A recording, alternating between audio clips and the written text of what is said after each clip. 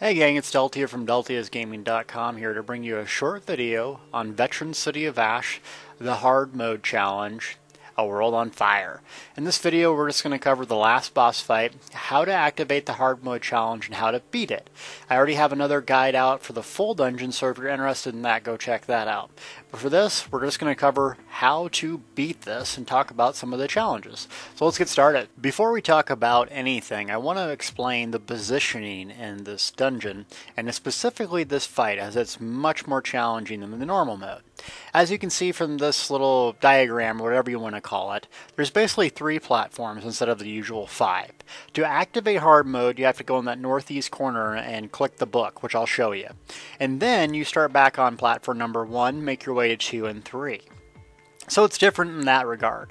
The same mechanics still apply as the normal modes. You're going to have to get out of fire, you're going to have to CC break, dodge roll some of the attacks, but realistically, you're going to have only a certain amount of time to get the boss down to 66% health, 33% health, then 0. So if you're meeting that DPS criteria maybe on your first time through, you may want to start this challenge. So for this diagram, remember, this is where you're going to be moving. Only 3 platforms are available.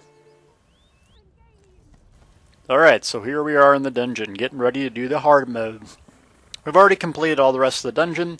I'm still playing my Dragon Knight Shooting Star build, which I'm going to get out here soon.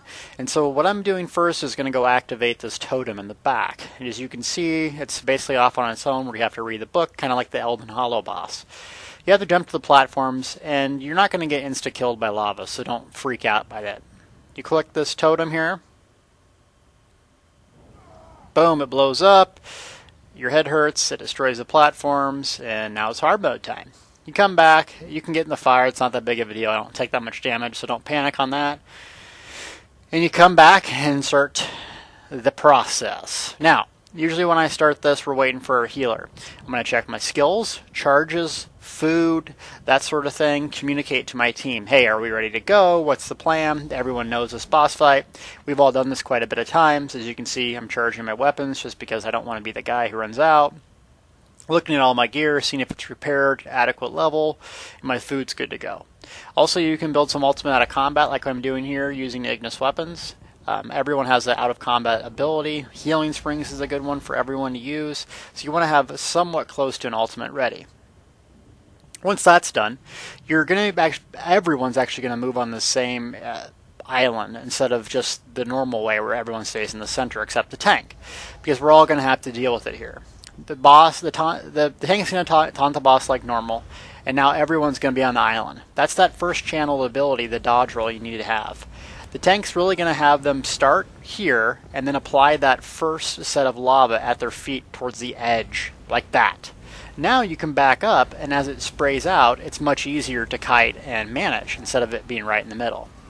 So, probably not a good idea to stand where I'm standing, but you want to basically have some distance. I'm playing somewhat melee, so it's a little harder for me. That's the second phase right there, as he plants the second dot. So realistically, you need to be pretty close to 66% health on the boss right now. He's going in the middle to destroy it. You can do a couple leaps or a dodge roll, and bang, you're right in the middle. So, now comes the add phase. We got to break that bubble on the boss and pull these adds in. That way we can generate some ultimate, and they're not killing us too. So I'm using Impulse right here as an AoE spam sort of thing to 1, generate ultimate, and 2, nuke these adds down. As you can see, I'm not actually taking a whole lot of pressure, and as we got this down, you're going to need a lot of stamina to dodge roll that CC attack here, like that. Boom. CC break. I got my ultimate up. As a Dragon Knight, I put it down on the boss, get some distance, and just keep on working on damage. Our tank goes down, but our DPS is on point where I think we can just get it down. So he's going to res it. Well, I got aggro on the boss, and he gets CC'd. Not a good thing. Our healer does a great job at keeping everyone up. And at this point, in comms, I'm like, let's just kill him. I can't CC break there because I'm out of magic, but we move on. The tank's back up, he's power healing, and you can see our health bar is getting really low. And here we go to the next island. Another bubble, another set of adds. Biggest thing to do here is it's this time thing. It's a lot of pressure on the DPS, but same on the healer and the tank, and everyone needs to be able to do damage. If someone dies, don't panic, try to get them up. If you can't, just deal with it. Eventually everyone's going to have to deal with pressure on this fight because it is really, really hard. So make sure you have potions and everything's ready to go. And this fight isn't actually too bad with the extra. It's just easier knowing you only have 3 areas to go to. So tank positioning did an excellent job putting that flame at the very end. Now I almost die here because it's lost aggro, but hey, when you're doing a lot of damage, a lot of enemies want to mess with you. As you can see, our other DPS goes down at this 6%. I'm just like, hold on, I can kill this guy. And about done. Dead. That's it. The world on fire, baby. So that was hard mode City of Ash. What do you think? It actually might be even easier to do it this way than instead of having all these different platforms around. The only problem is your DPS really has to be on point, as the platforms are destroyed in a certain amount of time, not a certain amount of HP. So if you have good DPS, you might want to do it just this way, get that achievement, and get some Undaunted points. I always appreciate you watching, so thanks again. Feel free to subscribe, leave a comment, and share this video.